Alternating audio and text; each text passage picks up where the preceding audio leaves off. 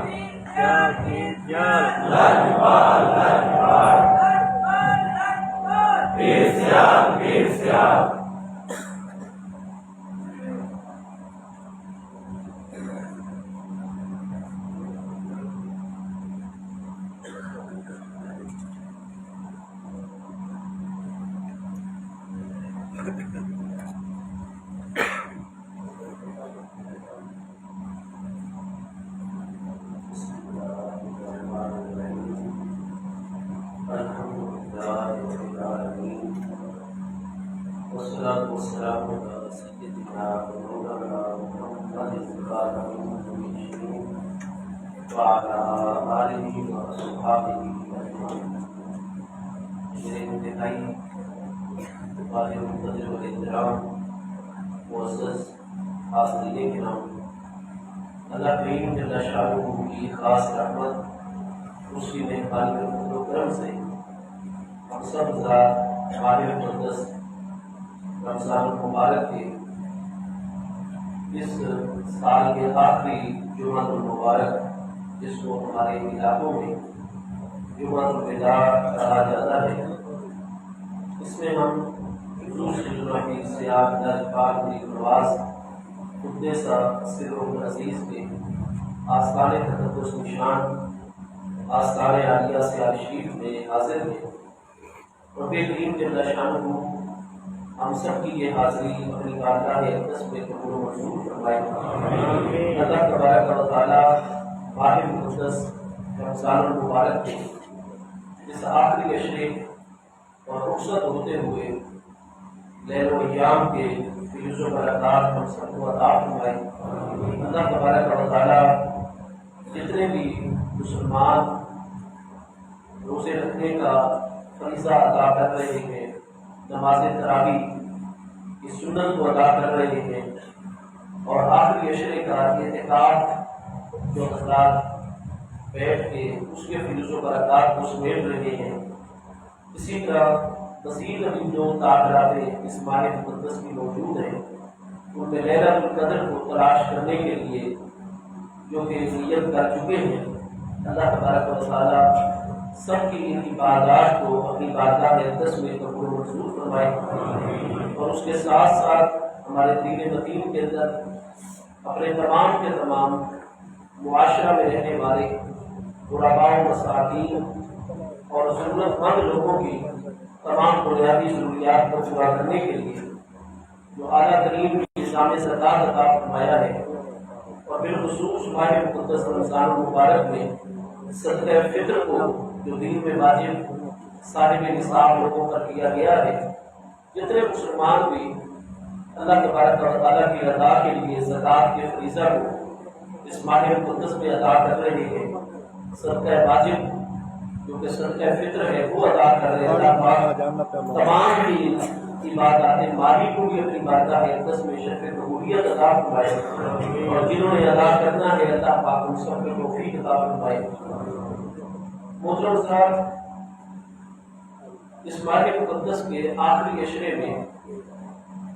سنت مؤکدہ علی الکفایہ اعتکاف کو قرار دیا گیا ہے۔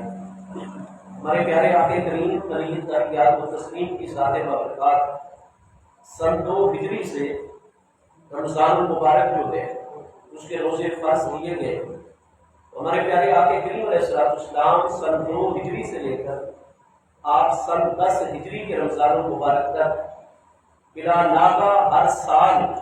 محبوب کریم علیہ السلام کی ذات بابرکات نے خود اعتکاف فرمایا۔ آپ کی ازواج مطہرات رضی اللہ تعالیٰ عنہن اجمعین کی کئی ہستیاں اپنی پوری حیات طیبہ اعتکاف فرماتی رہی ہیں۔ اسی طرح اکابر صحابہ کرام مہاجرین و انصار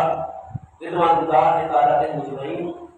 جن کے ذمے تو نبی پاک علیہ السلام کو ڈیوٹی لگا دیتے رمضان المبارک میں، وہ اپنی ڈیوٹی پر حاضر باش رہتے، اور جو اپنے اپنے مقامات پر کوئی ایسی ذمہ داری نہ ہوتی تو ان کی کوشش ہوتی تھی اپنی طور پر کہ اعتکاف جیسی عظیم عبادت کو جو ہے وہ ادا کیا کرتے تھے۔ ہمارے آقا کریم علیہ السلام نے اپنی حیات طیبہ دنیاوی مبارک کا جو آخری رمضان ہے، اس میں نبی پاک علیہ السلام نے 10 دنوں کی بجائے کامل 20 دنوں کا یعنی 2 اشروں کا اعتکاف نبی پاک علیہ السلام کی ذات بابرکات نے فرمایا۔ اور اعتکاف جیسی عظیم عبادت صرف نبی پاک علیہ السلام نے ہی جاری نہیں فرمائی بلکہ قرآن مجید کے اندر موجود ہے کہ حضرت سیدنا ابراہیم علیہ السلام کا جو مبارک زمانہ ہے یعنی آج سے 5000 سال پہلے اور آقا نبی پاک علیہ السلام کی تشریف آوری سے 3500 سال پہلے حضرت سیدنا ابراہیم خلیل اللہ علیہ السلام کا دور مبارک ہے۔ قرآن مجید کے اندر یہ بات واضح طور پر موجود ہے، آہدنا الی ابراہیم و اسماعیل ان طہرا بیتی للطائفین والعاکفین والرکع السجود۔ اللہ پاک ارشاد فرماتے کہ آہدنا، ہم نے عہد لیا تھا، پکا وعدہ اور عہد لیا تھا۔ کن سے عہد لیا تھا؟ ابراہیم و اسماعیل، اپنے پیارے خلیل حضرت ابراہیم بن تعارف علیہ السلام سے بھی، اور اپنے پیارے زبین اپنے سچے رسول اسماعیل بن ابراہیم علیہ السلام سے بھی۔ تو فرمایا ہم نے حضرت ابراہیم علیہ السلام، حضرت اسماعیل علیہ السلام، ان دونوں اپنے پیارے رسولان اسلام سے عہد لیا تھا، ان طہرا بیتیہ، کہ آپ دونوں میرے سچے رسول اور نبی، باپ اور بیٹا، میرے خلیل اور زبین مل کر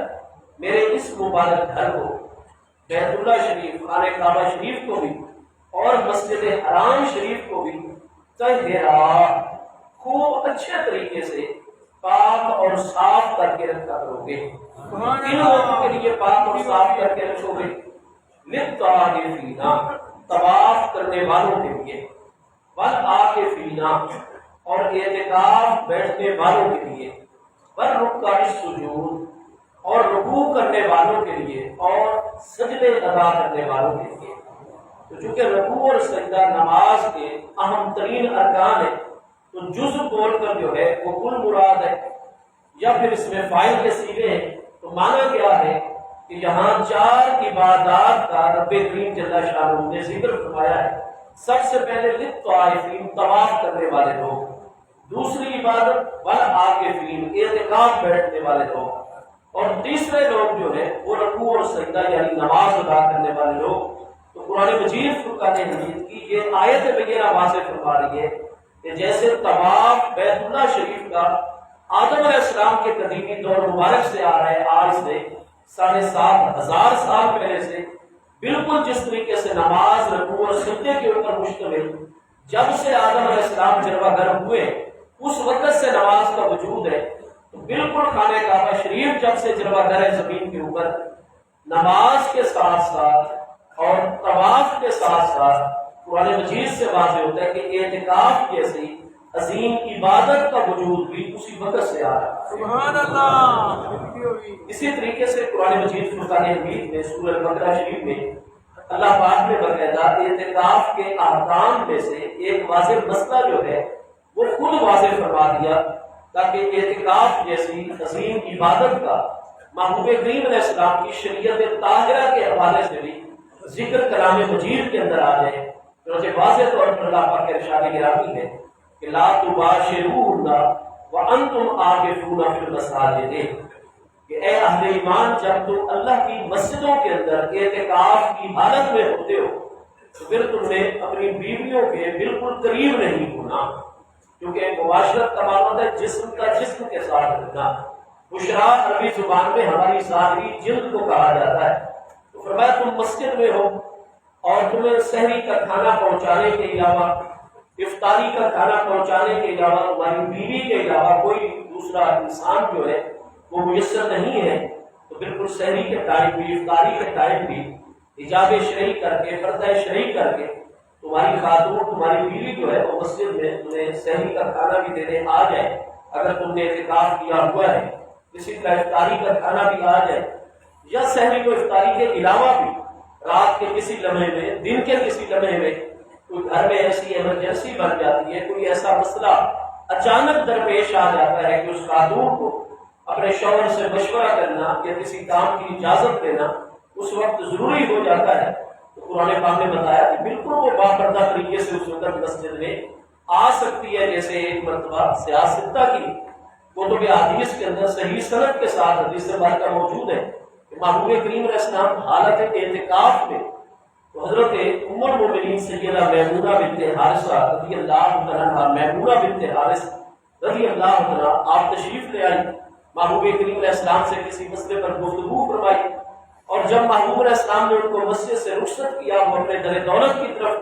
چادر اوڑھ کر تشریف لے جانے لگی، تو اچانک ایک نوجوان انصاری صحابی رضی اللہ عنہ رات کے اس پہر وہ مسجد میں داخل ہوئے، تو نبی پاک علیہ السلام نے حضور ام المؤمنین کو بھی روک دیا اور اس نوجوان اپنے غلام کو بھی، اور نبی پاک علیہ السلام نے فرمایا کہ آپ کے دل کے اندر کوئی غلط فہمی پیدا نہیں ہونی چاہیے، یہ زوجتی میمونہ، تو یہ میری بیوی ہے حضرت میمونہ بنت حارث رضی اللہ عنہا۔ تو حضور ہمارا سب کچھ آقا کے قدموں پہ قربان، کیا ہمارے دل میں اللہ کے پیارے رسول علیہ السلام حضور خاتم النبیین سید الاولین والآخرین اپنے کریم آقا اور مولا کے متعلق بھی کوئی ایسا ویسا وسوسہ پیدا ہو سکتا ہے؟ حضور میں تو بالکل ایسا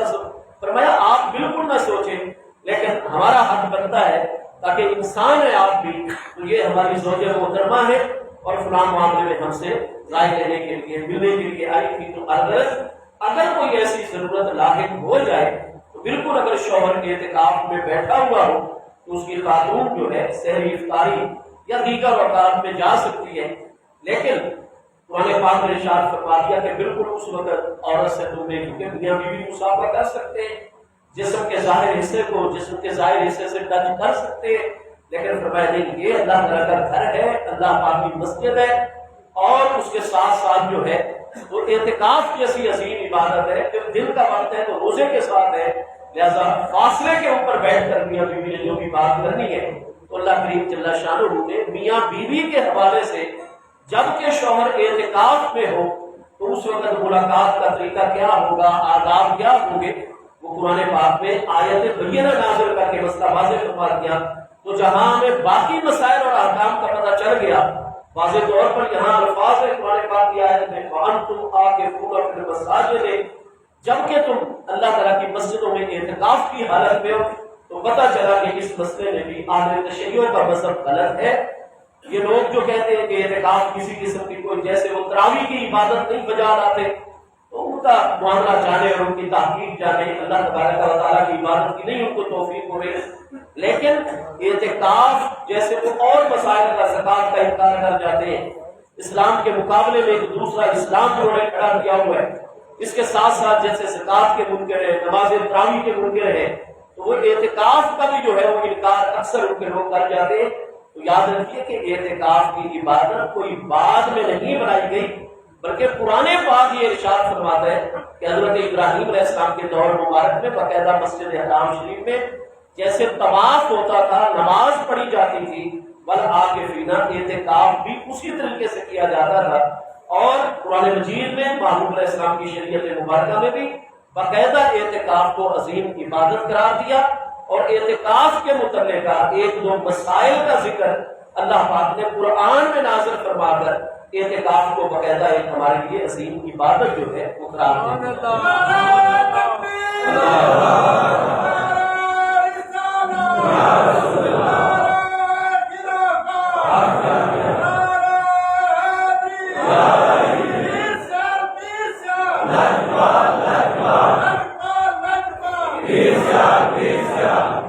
اعتکاف کا معنی ہوتا ہے اپنے آپ کو روک لینا، اور شریعت میں اس کا معنی ہوتا ہے کہ مسجد شریف میں یعنی اللہ کے گھر کے اندر اپنے آپ کو مخصوص دنوں کے اندر جو ہے وہ روک لینا۔ اللہ تبارک و تعالیٰ نے یہ سنت قائم فرمائی ہے کہ جب اللہ پاک نے حضرت سیدنا موسیٰ علیہ نبینا علیہ السلام کو الواح تورات عطا فرمانی تھی، تورات مقدس ان کو باقاعدہ تختی کے اوپر نور کے ساتھ لکھے ہوئے طریقے سے جو ہے وہ عطا کی گئی تھی، تو اللہ پاک کا حکم ہوا تھا کہ میرے پیارے موسیٰ علیہ السلام، پہلے حکم ہوا کہ آپ 30 دن اور 30 راتیں جو ہے اپنی قوم حضرت ہارون علیہ السلام کے سپرد فرمائیں، وہ ان کی رہنمائی فرمائیں گے اور ان کی حفاظت بھی فرمائیں گے، اور آپ کوہ طور کے اوپر جو ہے تو آپ مرکز تجلی کے اوپر آ جائیں، اور 30 دن اور 30 راتیں جو ہے وہ آپ نے یہاں قیام فرمانا ہوگا۔ اور بالکل خلق کی طرف آپ نے توجہ نہیں فرمانی، بلکہ آپ کی ظاہر اور باطن تمام کی تمام توجہ مجھے اللہ پاک جل شانہ کی بارگاہ کریم کی طرف ہوگی۔ انہوں نے جب 30 دن 30 راتیں مکمل فرما دیے تو پھر حکم آ گیا کہ 10 دن اور 10 راتیں آپ مزید جو ہے یہاں پر اعتکاف کی حالت میں بسر فرمائیں۔ تو قرآن پاک میں اس کا واضح بیان موجود ہے، اذ وعدنا موسیٰ 40 لیلۃ، اس وقت کو یاد کیجئے جب ہم نے موسیٰ علیہ السلام سے وعدہ لیا تھا 40 راتوں کا دنوں سمیت کوہ طور کے اوپر قیام کرنے کا۔ تو جیسے ہمارے حضرت اعلیٰ حضور سیدنا پیر سیال لجپال غریب نواز قدس سر العزیز اعلیٰ حضرت سیال بھی غریب نواز رضی اللہ عنہ، ہمارے مشائخ چشتیہ، دیگر ہمارے روحانی سراسر کے مشائخ اعظام رضوان اللہ تعالیٰ نے اجمعین، تو وہ باقاعدہ جیسے خلوت 40 دنوں کا چلہ کہ مخلوق سے بالکل توجہ ہٹا کر اور اپنے آپ سے بھی توجہ ہٹا کر صرف اور صرف اللہ پاک کی بارگاہ کی طرف ہی لو لگا لینا۔ تو حضور پیر سیال نے بھی جب یہ چلہ کیا تھا مسجد حضوری درہ چنار درہ جیلم کی طرف سیال شریف سے مغرب کی طرف، تو آپ کو پتہ ہے کہ پھر اس کے اختتام کے اوپر خود ہمارے پیارے آقا کریم علیہ السلام تشریف لائے تھے اور جاگتے ہوئے حضور پیر سیال لجپال کی دستار بندی فرمائی۔ اس طریقے سے 40 دنوں کا ہو یا یہ آخری عشرہ، تو یہ باقاعدہ اللہ اور اس کے پیارے محبوب علیہ السلام کے احکام میں شامل ہے۔ اعتکاف چونکہ قرآن پاک میں بھی لفظ آ گیا فی المساجد وانتم عاکفون فی المساجد، اور آپ جانتے ہیں کہ مسجد کی 2 قسمیں ہوا کرتی ہیں، مسجد حقیقی اور مسجد حکمی۔ تو مسجد حقیقی ہوتی ہے مسجد کا حال، جیسے کہ ہم اندر بیٹھے ہوئے ہیں، یہ مسجد کا حال یہ حقیقی مسجد ہے۔ اسی طرح فرائض مسجد کے اندر جو مسجد کا صحن ہوتا ہے، مسجدوں میں برآمدے ہوتے ہیں صحن اور حال کے درمیان میں، جہاں جہاں انتظامیہ مقرر کر دیتی ہے کہ یہاں باقاعدہ نمازی قیام رکوع سجدہ نماز کی نیت سے کرے، تو وہ مسجد کا حال کمرہ ہو، مسجد کا برآمدہ ہو یا مسجد کا صحن ہو، یہ ہوتی ہے مسجد حقیقی۔ اور آپ کو پتہ ہے کہ پھر آپ کو امام صاحب کے رہنے کے لیے مسجد کے ساتھ کوئی نہ کوئی کتابیں رکھنے کے لیے،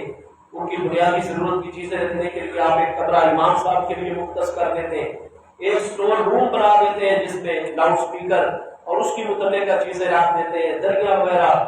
پنکھے وغیرہ مسجد کی ضرورت کی چیزیں وہ اسٹور کا ہو گیا۔ اسی طرح وضو خانے کی بھی ضرورت ہوتی ہے اور غسل خانے کی بھی نہانے کے لیے ضرورت ہوتی ہے۔ پھر نمازیوں نے جہاں اپنے جوتے اتارنے ہوتے ہیں کیونکہ مسجد شاعر اللہ میں سے ہے، قرآن پاک میں اللہ پاک کا فرمان ہے وَمَن يُعَظِّمْ شَعَائِرَ اللَّهِ فَإِنَّهَا مِن تَقْوَى الْقُلُوبِ، اس وقت تک دل کا تقویٰ نہیں حاصل ہوگا، بندہ سچا متقی بن نہیں سکتا جب تک شاعر اللہ اور زمین پر موجود اللہ کی آیات اور اللہ کی نشانیوں کی تعظیم اور ادب نہ کرے۔ تو مسجد تو سب سے بڑے شاعر اللہ میں شامل ہے، لہذا جوتے پہن کر مسجد میں جانا بے ادبی تصور کیا جاتا ہے۔ تو پھر مسجد انتظامیہ کو ضرورت ہوتی ہے کہ وہ مسجد کے ساتھ ساتھ ایسی جگہ بھی مختص کر دیں جہاں نمازی حضرات اپنے جوتے اتار سکیں گے، اور کسی کو اگر کوئی جو ہے یہ مکروہ تنزیہی ہوتا ہے تمباکو نوشی جو ہے شریعت میں، اس سے جہاں تک ہو سکے بچنا چاہیے، کیونکہ اس کی جو بو ہوتی ہے وہ بہت ہی کری ہوتی ہے اور مکروہ قسم کی ہوتی ہے۔ اور آقا کریم علیہ السلام کا تو فرمان گرامی صحیح سند سے مسلم شریف پہلی جلد ابواب الصلاۃ میں موجود ہے، اسی طریقے سے دیگر کتنی کتابوں میں نبی پاک علیہ السلام نے فرمایا من آکل من هذه الشجرة اے من السوم،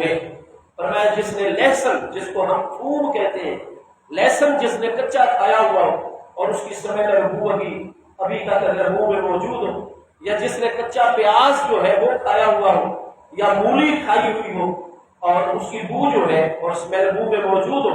محبوب علیہ السلام نے فرمایا جو بھی اس پودے میں سے کچھ کھا کر آئے گا اور اس کی سمیل اور بو ابھی تک اس کے منہ میں موجود ہوگی، تو فرمایا ہماری مسجد کے اندر آنا تو کجا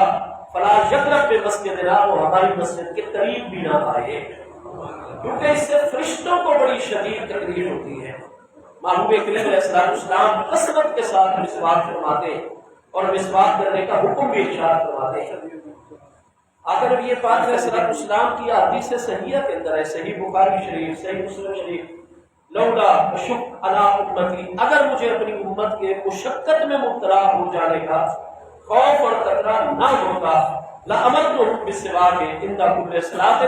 تو میں اپنے امتیوں کو قیامت تک کے لیے مردوں عورتوں کو حکم ارشاد فرما دیتا کہ جب بھی نماز کے لیے وضو کیا کرے اس وضو کے اندر مسواک ضرور کر لیا کرے، لیکن فرمایا چونکہ مجھے امت کے مشقت میں مبتلا ہو جانے کا خطرہ ہے۔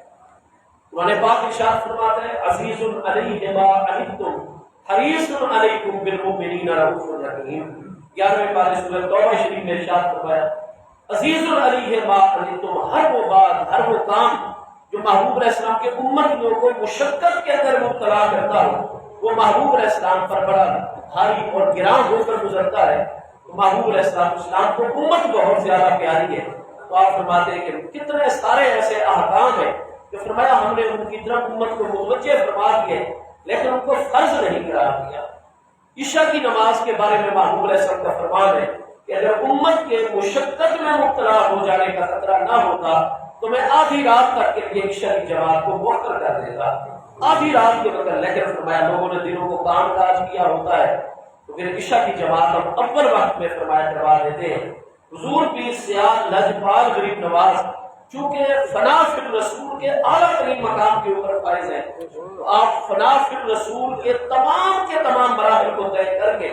بقا فی الرسول کے اعلیٰ ترین مقام پر فائز ہیں۔ تو اس لیے اعلیٰ حضرت سیالوی غریب نواز رضی اللہ عنہ، حضور ثانی غریب نواز رضی اللہ عنہ، حضور ثالث سیدنا مجاہد اعظم خواجہ محمد ضیاء الحق کے الدین قدس سرور العزیز اور حضرت رابع کریم حضور سیدنا شیخ الاسلام ابن المسلمین قمر الملت الدین غریب نواز رضی اللہ عنہ، ان ہستیوں کے دور میں بھی نماز عشاء کا وقت مقرر نہیں تھا۔ مغرب کا لنگر شریف ہوتا تھا، اس کے بعد مجلس خانے میں نورانی محفل قائم ہو جاتی تھی اور رہنمائی ہوتی تھی، ذکر و اذکار ہوتے تھے، معاملات، اور پھر جا کر کہیں عشاء کی نماز کے لیے وقت۔ لیکن حضور امیر شریعت، حضور خواجہ خواجگان قطب دوران سیدی علامہ حافظ خواجہ محمد حمید الدین سیالوی صاحب غریب نواز رضی اللہ تعالیٰ عنہ، پھر بھی بھائیوں پر شفقت، کیونکہ کریم ہستیاں ہیں کہ اب لوگوں کے معاملات امور سارے کے سارے ٹائم کے مطابق چل رہے، اور محبوب علیہ السلام کا بھی فرمان گرامی ہے کہ مشقت سے لوگوں کو بچانا ہے، لہذا حضور امیر شریعت غریب نواز نے پھر یہ ٹائم کا معاملہ فکس کروا دیا، ورنہ پہلے اسی طریقے سے آستان مقدس پر بھی تھا کہ حضور شیخ الاسلام غریب نواز کا طریقہ تھا کہ محبوب علیہ السلام کی سنت شرعی تو قضا ہونے کا تصور ہی نہیں ہو سکتا، جو محبوب علیہ السلام کی سنت طبعی بھی ہوتی تھی حضور شیخ الاسلام اس کو بھی اپنی حیات طیبہ میں کبھی قضا نہیں ہونے دیا۔ دوبارہ متوجہ فرما دیا کہ مسواک کی شریعت طاہرہ کے اندر اہمیت اتنی زیادہ ہے کہ میرے امتیوں اس کو جو ہے وضو میں اگر تمہاری مشقت کا مجھے خوف نہ ہوتا تو میں اس کو 5ویں فرض کے طور پر جو ہے شامل کر دیتا۔ آپ دیکھتے ہیں کہ حضور سیدنا شیخ الاسلام غریب نواز رضی اللہ عنہ جس بات میں نبی پاک علیہ السلام کی خوشی ہو، نبی پاک علیہ السلام کو ہمارے جس عمل سے راحت پہنچی ہو، حضور شیخ الاسلام غریب نواز فرماتے میرا بچپن مبارک سے یہ معمول رہا وصال نس تک کہ حضور سیدنا شیخ الاسلام غریب نواز نے کوئی ایک وضو حیات طیبہ میں ایسا نہیں فرمایا جس میں آپ نے مسواک کو استعمال نہ فرمایا، پوری پابندی فرمائی اور وصیت فرما دی کہ جب وصال اقدس ہو تو میرے کفن مبارک میں بھی مسواک کو رکھ دیا جائے تاکہ میں محبوب علیہ السلام کی بارگاہ میں یہ عرض کر سکوں کہ حضور آپ کی یہ سنت مسواک آپ کو بہت پیاری تھی اور میں نے بھی اس سے ہمیشہ پیار کیا اور کوئی وضو مسواک کے بغیر نہیں ہونے دیا، حتیٰ کہ حضور میں اس وقت بھی اس کو اپنے ساتھ لے کر آیا ہوں۔ تو الغرض ہمارے پیارے آقا کریم علیہ التحیات والتسلیم کی نورانی ذات بابرکات، آپ نے اللہ پاک سے بھی ہم کلام ہونا ہے، لہٰذا جب آپ نماز عشاء پڑھا کر اپنے در دولت پر قدم رجع فرماتے تو محبوب علیہ السلام اس وقت تک رات کو بھی اپنے بستر مبارک پر قدم رجع نہیں فرمایا کرتے تھے جب تک ایک مرتبہ مسواک نہ فرما دیتے۔ محبوب علیہ السلام نے تو اللہ پاک سے ہم کلام ہونا ہے، جبریل امین علیہ السلام سے ہم کلام ہونا ہے، لیکن جب ہم لوگ بھی نماز ادا کرتے ہیں تو جیسے ہی تکبیر تحریمہ اللہ اکبر کے اندر نماز شروع کرتے ہیں تو اللہ تبارک و تعالیٰ کے کتنے سارے فرشتے ہیں جن کی خوراک ہی یہی چیز ہے، وہ سارے کے سارے ہماری پشت کے پیچھے آ جاتے ہیں، اور نمازی جیسے کہ اللہ اکبر کہہ کر نماز شروع کرتا ہے تو حدیث صحیح کے اندر ہے کہ وہ فرشتہ بالکل اپنا سینہ ہماری پشت کے ساتھ لگا دیتا ہے اور اپنا منہ قریب کرتا چلا جاتا ہے، کیونکہ ہم جو الفاظ ادا کر رہے ہوتے ہیں ان کا ایک نور ہوتا ہے جس کو اس فرشتے نے حاصل کرنا ہوتا ہے. تو اگر ہمارے منہ سے سمیت اور بو نہ آئے تو وہ اپنا منہ بالکل ہمارے منہ کے ساتھ لگا لیتا ہے، خوش ہو جاتا ہے اور ہمارے حق میں دعا کرتا ہے. اور اگر ہمارے منہ سے اس وقت سمیل آ رہی ہو، بو آ رہی ہو خدا نہ خواستہ، تو وہ فرشتہ ناراض ہوتا ہے، اسے ایذا و تکلیف پہنچتی ہے، وہ فوراً پیچھے ہو جاتا ہے اور اللہ کی بارگاہ میں التجا کرتے ہیں کہ اللہ پاک اس کی نماز کو اس کے منہ پر دے مارا جائے جس کو ذرا بھی اس چیز کا خیال اور احساس نہیں ہے. تو اس لیے محبوب کریم علیہ السلام نے حکم جاری فرما دیا کہ جس نے کچا پیاز کھایا ہوا، ہاں اگر اس کو پکا لیا جائے تو پیاز بڑی اچھی چیز ہے، لہسن بہت اچھی چیز ہے، اس سے جو ہے ہمارا خون صاف ہوتا ہے، اس کے پیدا کرنے کا بہت بڑا مقصد ہے. تو بھائی ایسا ہے کہ اس کو بالکل آپ سبزیوں میں استعمال کریں، لیکن اس کو تڑکا لگائیں، اس کو پکا کر استعمال کریں. کچا پیاز اگر کھائیں تو پھر مسواک کر لیں، برش کا استعمال کریں. کوئی الائچی وغیرہ فوراً اس کے بعد روزہ لیے، اور ظاہر ہے کہ رات کے وقت استعمال ہوگی، آپ ایسی چیزوں کا پورا خیال کریں گے. اور مولی وغیرہ وہ بھی ظاہر ہے ہمارے جگر کے لیے انتہائی ضروری چیز ہے، لیکن وہ بھی اگر کچی کھانی ہو اور نماز کا ٹائم ہو جائے تو مسواک ضرور کریں. اس کی بو کو ختم کر کے، اسمیل کو ختم کر کے پھر آپ نے اللہ کے گھر میں قدم رکھنا ہے. ورنہ نبی پاک علیہ السلام کا فرمان ہے، من اکل من هذه الشجرة اے من السوم، جس نے پیاز، لہسن، کچی مولی کھائی ہے تو پھر ہماری مسجد کے قریب بھی نہ آیا کرے. میرے دوستو، محبوب کریم علیہ التحیات و تسلیم کی نورانی ذات بابرکات، آپ نے جہاں یہ حکم ارشاد فرمایا ہے اس کے ساتھ ساتھ ہمارے پیارے مصطفیٰ کریم علیہ التحیات و تسلیم آخری 2 عشرے جو ہے یہ آخری سال سن 10 ہجری کے رمضان المبارک میں محبوب علیہ السلام نے 2 عشروں کا 20 دن کا اعتکاف فرمایا. اور اللہ کریم کی بارگاہ عظیم وہ ہے کہ بڑے سے بڑا گناہ گار بھی جب رب کریم کے دروازے پر آ جاتا ہے تو رب تبارک و تعالیٰ اس کو پھر خالی ہاتھ نہیں لوٹاتا ہے. خالی ہاتھ اس کو نہیں لوٹاتا. یہاں تک کہ کوئی بڑے سے بڑا نافرمان اور گناہ گار بھی ہو، جب ایک مرتبہ رب تعالیٰ کی بارگاہ میں آ کر روئے، التجا کرے، دعا کرے، اللہ پاک اتنا ناراض ہو تو اللہ پاک اس سے رخ رحمت پھیر دیتا ہے. ناراض ہو اللہ پاک نہیں توجہ فرماتا، وہ گناہ گار دوبارہ پھر آ جاتا ہے اللہ پاک کے دروازے کے اوپر. اللہ پاک دوسری مرتبہ بھی اعراض فرماتا ہے، لیکن وہی گناہ گار جب تیسری مرتبہ بھی آ جاتا ہے، روتا ہے، دعائیں کرتا ہے، التجائیں کرتا ہے، تو اللہ تبارک و تعالیٰ اکبر آ گئی ہے، اللہ پاک اس کی طرف متوجہ ہو جاتا ہے اور اللہ پاک فرماتا ہے یا ملائکتی قد استحییت من عبدی، اے میرے فرشتوں اب مجھے اپنے اس بندے سے حیا آنے کر دیں. گناہ گار بہت بڑا ہے، خطا کار بہت بڑا ہے، اس نے ناراض مجھے بہت زیادہ کیا ہوا تھا. یہ 2 مرتبہ پہلے آیا ہے، میں نے توجہ رحمت نہیں فرمائی، لیکن وہ میرا دروازہ تو پھر بھی نہیں چھوڑ رہا. تیسری مرتبہ آ کر رو رہا ہے تو اب اسے خالی لوٹاؤں، مجھے اپنے بندے سے حیا آتی ہے. لہٰذا غفرت لہو، گواہ ہو جاؤ، شاہد گواہ ہو جاؤ، میں نے اس کے پچھلے گناہوں کو معاف کر دیا.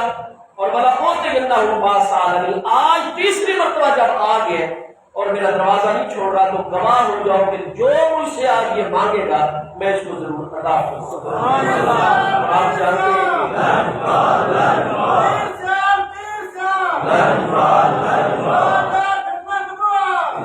اعتکاف تو وہ عظیم عبادت ہے کہ جس میں بندہ اپنا سارا کچھ چھوڑ کے،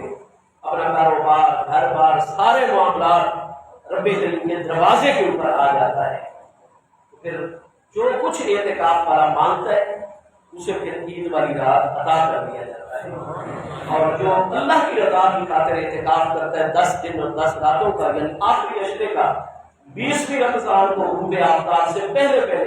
وہ مسجد میں اعتکاف کے لیے سے بیٹھ جاتا ہے اور شوال کا چاند طلوع ہونے کے بعد دعا کر کے جاتا ہے.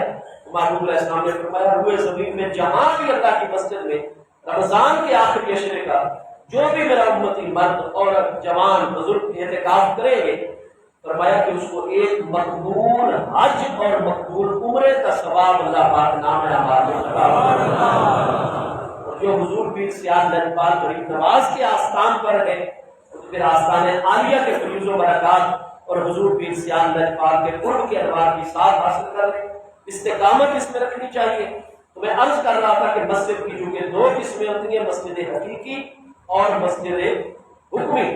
اعتکاف والے کے لیے لازم ہوتا ہے کہ اس نے مسجد حقیقی کے اندر رہنا ہے،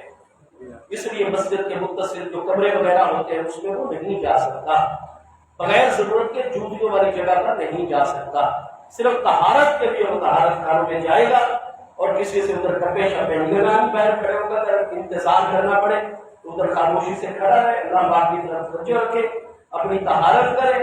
وضو والی جگہ پر آ جائے، وضو کرے، اور جیسے ہی وضو مکمل کرے پھر 1 منٹ کی تاخیر کیے بغیر فوراً مسجد حقیقی کے اندر اعتکاف والا بندہ آ جائے۔ اعتکاف کرنا تو ہوتا ہے سنت موقعہ علی الکفایہ، لیکن جب نیت کر کے آپ 20 رمضان کو غروب آفتاب سے پہلے مسجد میں اعتکاف کی نیت سے بیٹھ جاتے ہیں تو اب اس کا پورا کرنا واجب ہو جاتا ہے۔ پورا کرنا صرف سنت نہیں ہے، قرآن پاک میں لا تبطلوا اعمالکم، ایمان والوں جو عمل شروع کرو اب اس کو باطل نہ کیا کرو۔ اس لیے سیدنا امام اعظم ابو حنیفہ رضی اللہ عنہ کا مذہب ہے کہ اعتکاف کو پورا کرنا پھر واجب ہو جاتا ہے، اور آپ کو پتہ ہے کہ جمعے کا غسل جو ہے وہ سنت ہے، اور واجب کو سنت کی خاطر نہیں چھوڑا جا سکتا۔ جو جیسے حج کے موقع پر ہوتا ہے کہ احرام کی حالت میں آپ نے پہلے غسل کر لیا نفلی طور پر، اس کے بعد آپ نے احرام باندھ دیا، تو پھر اللہ تعالیٰ کے دروازے پر آپ حرم شریف میں جتنا عرصہ رہتے ہیں تو جو بھی مارنے کا حکم نہیں ہے، تنگی کرنے کا حکم نہیں ہے، بال جو ہے وہ خارش بھی کرنی ہے تو آرام سے ہاتھ کے رومال پھیرنا ہے تاکہ بال نہیں اکھڑنا چاہیے، اور آپ جتنے میلے کچیلے ہو جائیں گے حالت احرام میں رب کریم کی رحمتیں اور قبولیتیں اتنی آپ کے شامل حال ہو سکیں۔ اعتکاف میں بھی یہی بات ہے کہ اعتکاف میں آپ اللہ تعالیٰ کے دروازے پر آ گئے ہیں، آپ جتنا خستہ حالی کی طرف چلے جائیں گے، جتنے بکھرے ہوئے بال آپ کے ہو جائیں گے، آپ وضو کریں، ذرا وضو مبالغے کے ساتھ کر لیا کریں، بہت زیادہ اگر کوئی گھبراہٹ ہو رہی ہے تو تولیہ لے لیں، کپڑا لے لیں، وہ گیلا کروا لیں، اور وہ اپنے جسم کے اوپر آپ اپنے اعتکاف والی چادر میں جا کر جسم کے اوپر پھیر لیں، لیکن آپ کو نہانے کی جب تک غسل فرض نہیں ہوگا نہانے سے آپ پرہیز کریں گے، اور اسی طریقے سے آپ آئے اللہ کے دروازے پر آخری عشرے میں، تو اگر ادھر ان 10 دنوں میں بھی بیٹھ کر یا 9 دنوں میں بیٹھ کر اگر ہر وقت موبائل فون ہی استعمال کرنا ہے یا گپ شپ ہی لگانی ہے تو پھر مسجد کے آداب کی بھی خلاف ورزی ہو رہی ہے، روح اعتکاف کی وہ بھی متاثر ہو جاتی ہے۔ جتنا ہو سکے ہاں آپ موبائل فون رکھ سکتے ہیں، 1-2 مرتبہ گھر والوں کا حال آپ پوچھ سکتے ہیں، دکاندار کو اجازت ہوتی ہے وہ اعتکاف بیٹھے اپنا سامان مسجد میں نہیں آ سکتا، لیکن گاہک جب آ جائے تو ضروری بات اپنے گھر سے سودا وغیرہ قیمت وغیرہ طے کرتے ہوئے کر سکتا ہے۔ محبوب علیہ السلام اعتکاف فرماتے تھے، جمعے کا خطبہ خود ارشاد فرماتے تھے، 5 نمازیں آپ خود امامت کرواتے تھے۔ اعتکاف والے دنوں میں وفد اور جماعتیں زیادہ آپ کی بارگاہ میں آتی تھیں، کیونکہ سب کو پتا ہوتا تھا کہ ان دنوں میں مسجد شریف میں نبی علیہ السلام اعتکاف پذیر ہے، لہٰذا وفود سے ملاقات فرماتے، تو جو جائز ذمہ داری ہے وہ ساری ادا ہو سکتی ہے، لیکن جس کا کوئی عہدہ نہیں، جس کی کوئی ذمہ داری نہیں، وہ اعتکاف کر رہے تو زیادہ سے زیادہ جو آرام کرنے کے بعد ٹائم بچے وہ نوافل نماز کے اندر، تلاوت قرآن پاک کے اندر، درود پاک کے اندر، توبہ استغفار دعا کے اندر جو ہے الغرض ذکر میں خرچ ہونا چاہیے، ادھر ادھر کی ایکٹیویٹیز اور خام خواہ کے معاملات سے بچنا چاہیے۔ کل انشاءاللہ تعالیٰ جو آنے والی رات ہوگی، کل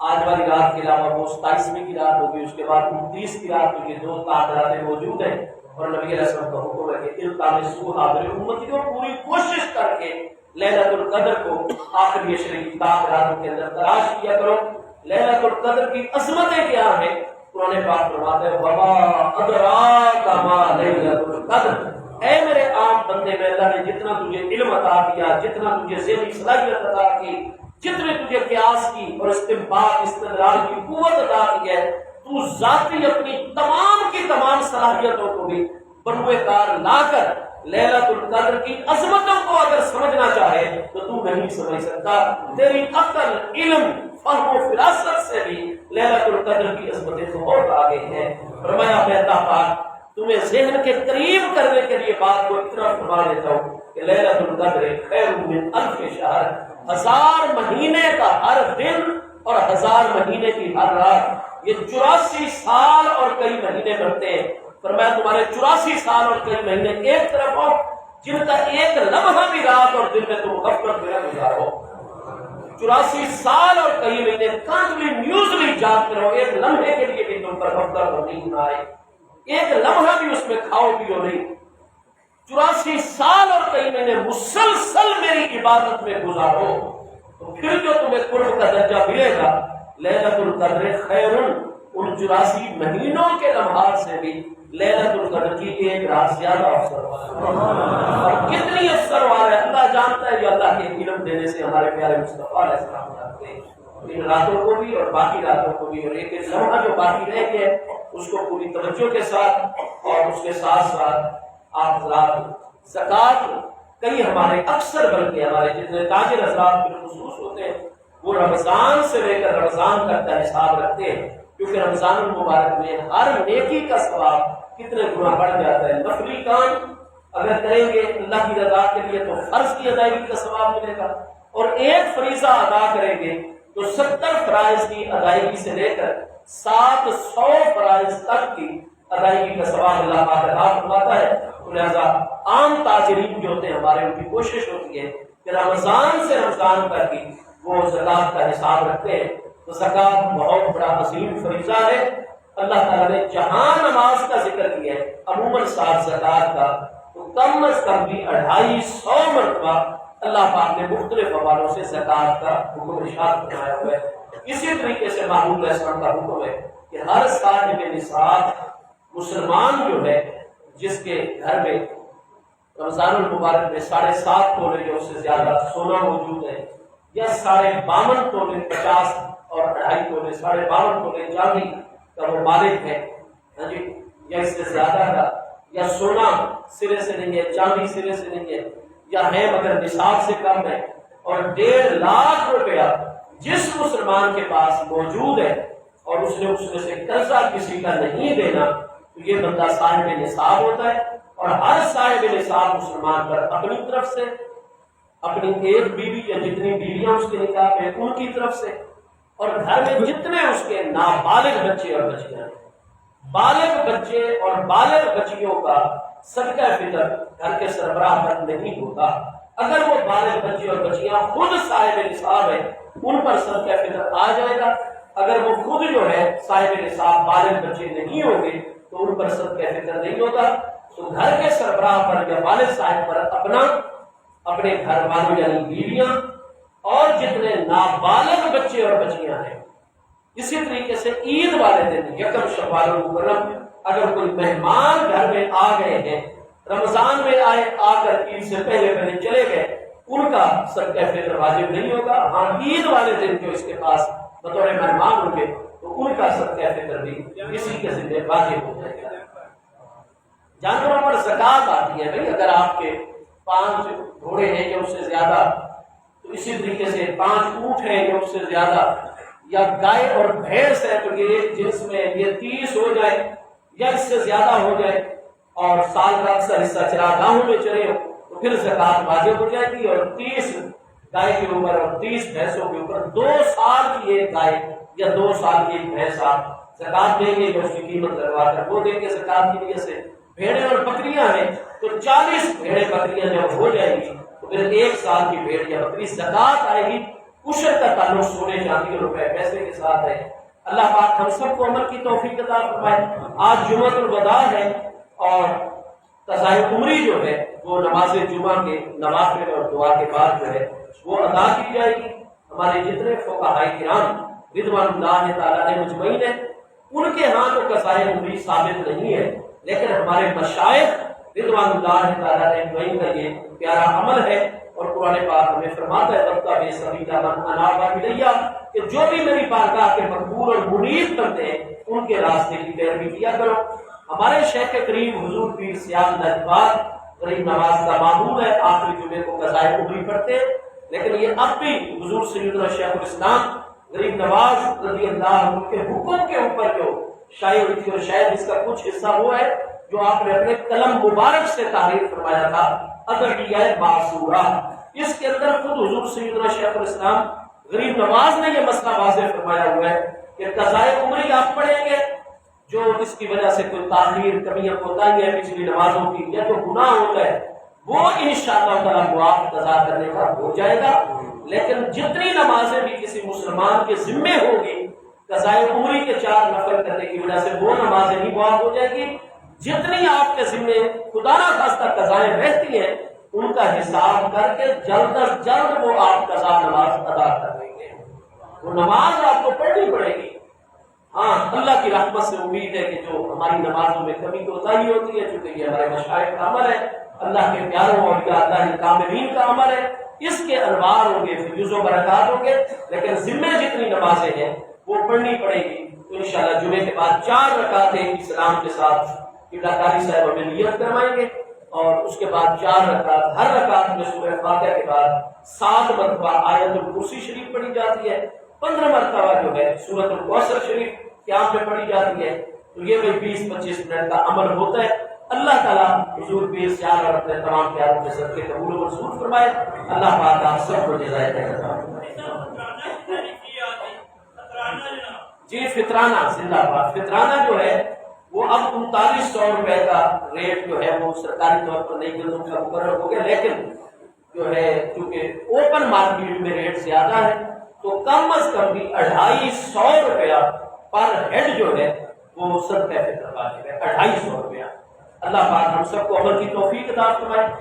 عید کے بعد انشاءاللہ تعالی بدھ کو عید ہے, 29 کا اس دفعہ چاند ہے, زیادہ یہی چانسز ہے, باقی جیسے اللہ کو منظور ہے. تو عید کے بعد جو اتوار آئے گا اس میں منگوانا کے اندر انشاءاللہ تعالی حضور پیر سیال اتوار کانفرنس ہوگی. تو حضور پیر سیال کی طرف سے تمام پیر بھائیوں کو اس میں دعوت بھی دی جاتی ہے. نماز عید الفطر کے بعد جو آنے والا اتوار ہوگا منگوانا میں انشاءاللہ حضور پیر سیال کانفرنس ہوگی. آپ سب حضرات سنت ادا فرما دیں گے. رش بہت زیادہ ہے, اپنے پیر بھائیوں کا احساس کریں گے. اور میں نے پچھلی مرتبہ بھی عرض کیا تھا کہ اجتماع اور جہاں بہت رش ہو جائے اگلے والے نمازی کی پشت کے اوپر بھی سجدہ جائز ہوتا ہے, تو ایک دوسرے کا لحاظ کرتے ہوئے خیال کرتے ہوئے آپ حضرات نماز ادا کریں. سنت ادا